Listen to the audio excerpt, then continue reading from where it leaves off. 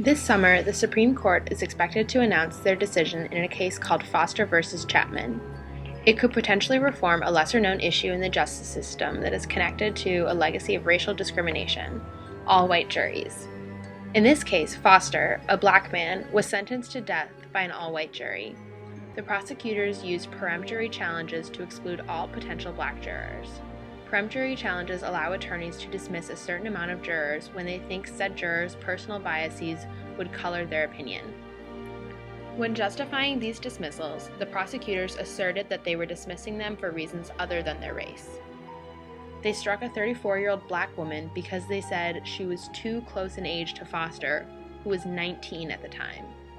However, they accepted 8 white jurors who were under the age of 35, including a white man who was only 2 years older than Foster. Reasons such as age were clearly made up to justify dismissals of black jurors who were perceived to not be as likely to convict a black defendant. It may seem strange hearing this in 2016, but all-white juries are not a thing of the past. They have been part of this country since the founding and have continued on even after the passage of the 14th Amendment in 1868, which granted blacks full citizenship. Theoretically, that should have been the end of all white juries, but they were carried on through black codes and other racist policies. These laws created systems that stripped blacks of their citizenship. They couldn't vote because they were subjected to arbitrary things like poll taxes or grandfather clauses. These policies were only imposed on black people. Since jury pools are drawn from voter registration lists, blacks were excluded automatically from jury duty. This history of subjecting blacks to stricter standards than whites to gain access to basic rights of citizenship has continued, but now they are carried out in a race-blind way. In 1986, the Supreme Court took on a case that challenged these all-white juries. In Batson v. Kentucky, the court ruled that jurors couldn't be stricken on the basis of their race, but there must be a race-neutral reason provided by prosecutors.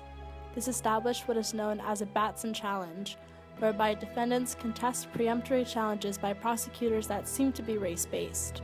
However, all that prosecutors need to do is provide a race-neutral reason, which means they can dismiss black jurors for arbitrary reasons, like being too old or too young, despite the fact that white jurors who are of similar ages are allowed to stay on. Striking a 34-year-old black woman from the jury because she was too close in age to Foster, while allowing 8 white jurors under the age of 35 to serve, is a clear demonstration of racial bias. The Supreme Court's decision on Foster v. Chapman could eliminate attorneys' power to hide racial bias under the cover of race-blind reasons. This could potentially end all white juries.